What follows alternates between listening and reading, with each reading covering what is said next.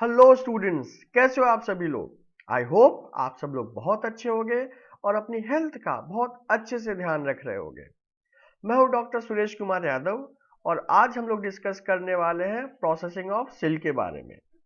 पिछले वीडियोस में हम लोगों ने प्रोसेसिंग ऑफ वूल के बारे में डिस्कशन किया था। इस वीडियो में हम सिल्क के बारे में जानेंगे। तो सबसे पहली बात कि व्हाट इज सिल्क, सिल्क आखिर क्या है। तो उससे पहले जो टर्म आता है सिल्क से रिलेटेड, जो पहला टर्म आता है that is sericulture. And what is sericulture? It is basically rearing of silk worm to obtain silk. मतलब सिल्क वर्म को प्रोड्यूस करना और उनसे फिर सिल्क को ऑब्टेन करना, ये पूरा प्रोसेस आता है अंडर सेरिकल्चर। ओके, सिल्क के बारे में थोड़ा सा डिस्कस कर लेते हैं। It is a fine, strong, soft and shining fibre. जो सिल्क है वो बहुत ही पतला, बहुत ही स्ट्रॉन्ग और हाईली सॉफ्ट जो है वो फाइबर होता है। ठीक है। It is made by silkworms and from the stage which is known as cocoon. जो स्टेट है, जो फिजिकल स्टेट जिससे आप सिल्क ऑब्टेन करते हैं उसको कोकून बोलते हैं। कोकून के बारे में भी हम लोग काफी डिटेल में डिस्कस करेंगे आगे की स्लाइड्स में। और सिल्क क्या है? It is example of animal protein. और सिल्क की जो टेंसाइल स्ट्रेंथ है, टेंसाइल स्ट्रेंथ याद है? पिछले हम लोगों ने वीडियोस में देखा था। नहीं याद है तो समझिए, ability to bear the load without breaking. मतलब किसी भी फाइबर की जो कैपेसिटी है एक लोड को बियर करने की बिना टूटे हुए, उसको बोलेंगे टेंसाइल स्ट्रेंथ। तो जो सिल्क है उसकी टेंसाइल स्ट्रेंथ काफी ज्यादा है। बात करते हैं लाइफ साइकिल ऑफ सिल्कवर्म के बारे में। तो हम लोग स्टार्ट करेंगे एग से, राइट।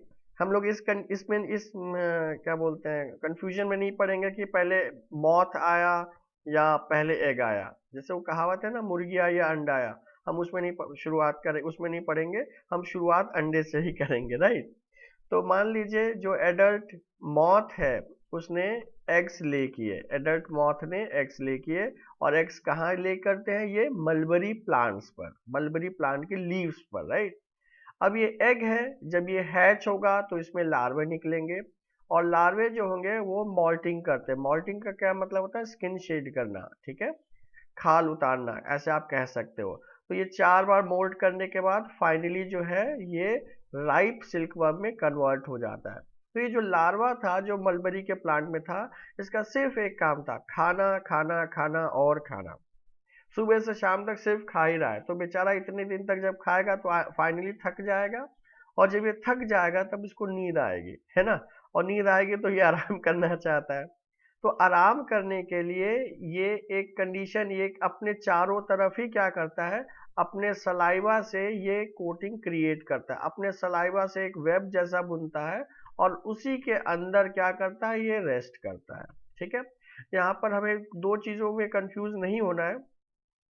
एग, ये एग आपको दिख रहा है, ये सारी, इन सबको क्या बोलेंगे? लार्वा। ये स्टेज है लार्वा, ठीक है, ये लार्वा स्टेज है।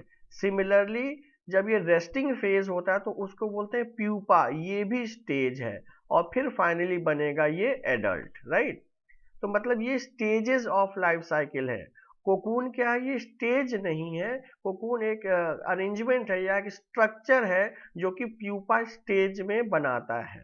ठीक है, तो इसमें कंफ्यूज नहीं होना है। तो एग था, एग से लार्वा बना, लार्वा से प्यूपा स्टेज में गया। और उस स्टेज में होता क्या है कि ये अपने सलाइवा से चारों तरफ क्या कर लेता है, सलाइवा से चारों तरफ एक फाइबर का अरेंजमेंट कर लेता है और उसी में ये रेस्ट करता है। इस अरेंजमेंट को बोलते हैं कोकून। अब यहाँ से दो चीजें हो सकती है, या तो आप कोकून तोड़ करके सिल्क निकाल लीजिए। अगर आप छोड़ देते हैं तो क्या होता है, लार्वा फिर फाइनली कन्वर्ट हो जाएगा एडल्ट में। यही एडल्ट मेट करेंगे और फिर यहाँ से जो फीमेल मॉथ है वो एक्स ले करेंगे, राइट। तो इस तरीके की लाइफ साइकिल है एक सिल्क वर्म की। तो अगर प्रोसेसिंग ऑफ सिल्क की बात करते हैं तो प्रोसेसिंग ऑफ सिल्क को हम लोग दो मेजर पार्ट्स में डिवाइड कर सकते हैं। पहला होगा रियरिंग ऑफ सिल्कवर्म और दूसरा होगा प्रोसेसिंग ऑफ सिल्क। तो रेयरिंग ऑफ सिल्कवर्म में आप देखो कि जैसे जो मैंने पहले ही भी बताया कि जो एडल्ट मॉथ है, एडल्ट मॉथ जो है ये अपने एग्स को ले करती है कहाँ पर, मलबरी प्लांट्स पर, राइट। अब जैसे मान लो अगर हमको सिल्क की प्रोसेसिंग करनी है तो हम क्या चाहेंगे, हम चाहेंगे कि एक भी जो एग है वो वेस्ट ना हो। तो हम क्या करते हैं, उन सारे एग्स को पेपर स्ट्रिप्स पर चिपका कर उनको स्टोर कर लेते हैं। टेप से या पेपर स्ट्रिप्स पर उनको कलेक्ट कर लिया जाता है और फिर इन पेपर स्ट्रिप्स को आप सुटेबल कंडीशंस में रखते हैं। तो इससे फायदा क्या होता है, फायदा इससे ये होता है कि सारे एग से लार्वा नहीं बनते हैं, ठीक है। इसको आप ऐसे समझिए, जो मार्केट में जितना एग मिल रहा है, अंडा, मुर्गी का अंडा जो मिल रहा है, क्या सब में से चूजे निकलेंगे? नो। लेकिन अगर इन्हीं को हम सुटेबल टेम्परेचर पर इंक्यूबेट करते हैं, सुटेबल टेम्परेचर कंडीशंस पर रखते हैं, तो इन सब में से चूजे निकल सकते हैं, चिकन निकल सकते हैं। इन द सेम वे अगर इन्हीं एग्स को हम सुटेबल कंडीशंस देंगे तभी इनमें से लार्वे निकलेंगे। अब दूसरा सवाल आता है कि भाई हमें इसमें से लार्वे कब निकालना है ना। तो जैसे मैंने आपको पहले भी बताया कि जो सिल्क वर्म है उसको मलबरी प्लांट्स की लीव्स बहुत पसंद है। तो सबसे पहले एज सिल्क फार्मर हम क्या करेंगे, पहले तो मलबरी प्लांट्स ग्रो करेंगे। तो जब उन प्लांट्स में बहुत फ्रेश लीव्स आती हैं, बहुत एकदम नई लीव्स आती हैं, हम चाहते हैं तब हमारे लार्वे क्या हो, एकदम प्रोड्यूस हो, ताकि उनको खूब सारा फ्रेश लीव्स मिल पाए। तो अकॉर्डिंगली मान लो हमको 1-2 दिन का टाइम, हमको पता है 2 दिन बाद खूब सारी फ्रेश लीव्स होंगी, तो हम इन एग्स को हैचरी में डाल देंगे और वहां से लार्वे निकलेंगे, ठीक है। अब क्या करते हैं, इन लार्वे को हम लोग बैम्बू ट्रेज में रखते हैं, ठीक है, सुटेबल कंडीशंस में लैब में ही रखते हैं, और इनको बेहतरीन जो मलबरी लीव्स होती हैं, चॉप्ड लीव्स होती हैं, बहुत छोटा छोटा काट कर आप इनको देते हैं, ठीक है। तो इनको कई दिन तक आप इनको रोज मलबरी जो फ्रेश लीव्स है वो आप देते रहते हैं। और तो ये कैटरपिलर क्या करता है, ये सिर्फ और सिर्फ खाता रहता है, 30 दिन तक खाता रहता है। इतना खाते खाते के बाद वो थक जाता है। तो अब क्या होता है, उन ट्रेज में जहां पहले मलबरी लीव्स दे रहे थे, अब छोटी छोटी डालियां भी देंगे, ब्रांचेस भी देंगे, ताकि ये इन ब्रांचेस पर अपना कोकून बना सके, जो कि क्या होता है, रेस्टिंग फेज होता है, ठीक है। सेकेंड पार्ट को हम लोग डिवाइड कर सकते हैं बाय, उसको हम लोग कहेंगे सिल्क ऑब्टेनिंग प्रोसेस। तो अभी तक तो जो सिल्क वर्म था वो खा के खूब मोटा तगड़ा हो गया और रेस्ट कर रहा है। अब इस रेस्टिंग फेज से हम लोग कैसे सिल्क को ऑब्टेन करेंगे, राइट।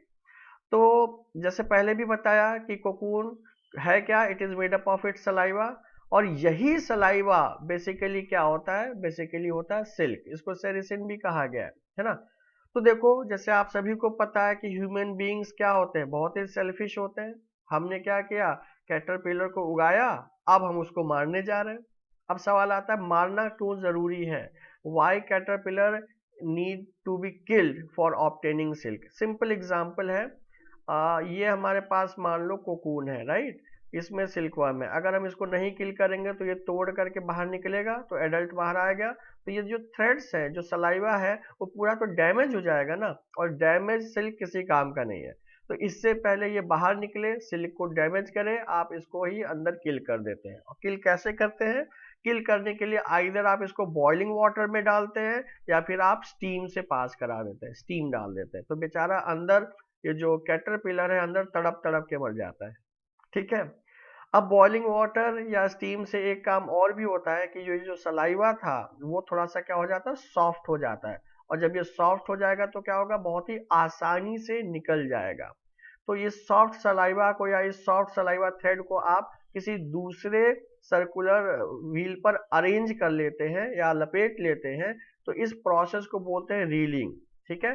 तो जो कोकून की अनवाइंडिंग है, अनवाइंडिंग मतलब एक एक थ्रेड आप अलग कर रहे हैं और उसको आप किसी दूसरे सर्कुलर अरेंजमेंट पर लपेट रहे हैं, तो उस प्रोसेस को बोलते हैं रीलिंग, ठीक है। अब ये फाइबर्स बन गए हैं, जो सिल्क फाइबर, जो सलाइवा था बहुत ही पतले हैं, इनको और 2-3 फाइबर्स को मिक्स किया जाता है ताकि एक सिल्क थ्रेड बन जाए जो कि काफी स्ट्रांग है। फिर आप इसको अलग अलग कलर्स में डाई कर सकते हैं और फिर ये थ्रेड से आप क्या बना सकते हैं, फैब्रिक बना सकते हैं, वीविंग करके फर्दर आप इनकी फैब्रिक बना सकते हैं। तो एक बार फिर से देख लेते हैं कि अभी प्रोसेसिंग में क्या हुआ। फिर से हम शुरुआत करेंगे एग से ही। तो ये एडल्ट सिल्क मॉथ है, इसने क्या किया, इसने एग्स ले किए, ठीक है, ये एग्स दिख रहे हैं।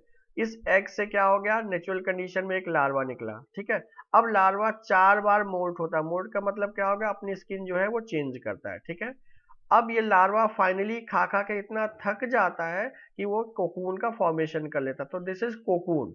इसका क्रॉस सेक्शन दिखाया गया है कि कोकून के अंदर कितने मजे से ये जो है लार्वा वो रेस्ट कर रहा है। अब यहाँ पे दो चीजें हो सकती हैं कि या तो आप इस लाइफ साइकिल को कंप्लीट होने दें, क्योंकि हमें एडल्ट सिल्क मॉथ की भी तो जरूरत है। अगर मॉथ नहीं होंगे तो एग्स कहाँ से मिलेंगे, तो कुछ को छोड़ देते हैं ताकि वो एग्स ले कर सके, और कुछ कोकून को हम वहां से क्या ऑब्टेन कर पाते हैं, वहां से हम सिल्क ऑब्टेन कर पाते हैं। कैसे, इस कोकून को आपने बॉइलिंग वाटर या स्टीम में डाल दिया, स्टीम में डालने से क्या होगा, ये जो सलाइवा का पूरा अरेंजमेंट है, जो कोकून है, वो सॉफ्ट हो जाएगा, प्लस इसके अंदर का जो कैटरपिलर है वो किल हो जाएगा। फिर रीलिंग प्रोसेस, मतलब इस थ्रेड को आप दूसरे पर अलग करने के प्रोसेस को रीलिंग कहते हैं, वहां से फिर सिल्क का फॉर्मेशन होता है, ठीक है। तो बहुत ही सिंपल और छोटा सा वीडियो था। आई होप आपको ये समझ में आया होगा, और समझ में आने का सिर्फ और सिर्फ एक ही क्राइटेरिया है, क्वेश्चंस। तो अगर आप ये क्वेश्चंस कर पा रहे हैं, ये देख पा रहे हैं कि ये क्वेश्चंस कैसे हो पाएंगे, दैट मीन्स आपको ये वीडियो समझ में आया है। और अगर ऐसा नहीं कर पा रहे हैं तो एक बार फिर से वीडियो को देखने की जरूरत है, या एक बार थोड़ा बुक से पढ़ने की जरूरत है, ठीक है। तो मिलते हैं नेक्स्ट वीडियोस में सब्सिक्वेंट टॉपिक्स के लिए। Till then, stay healthy, stay fit and enjoy chemistry.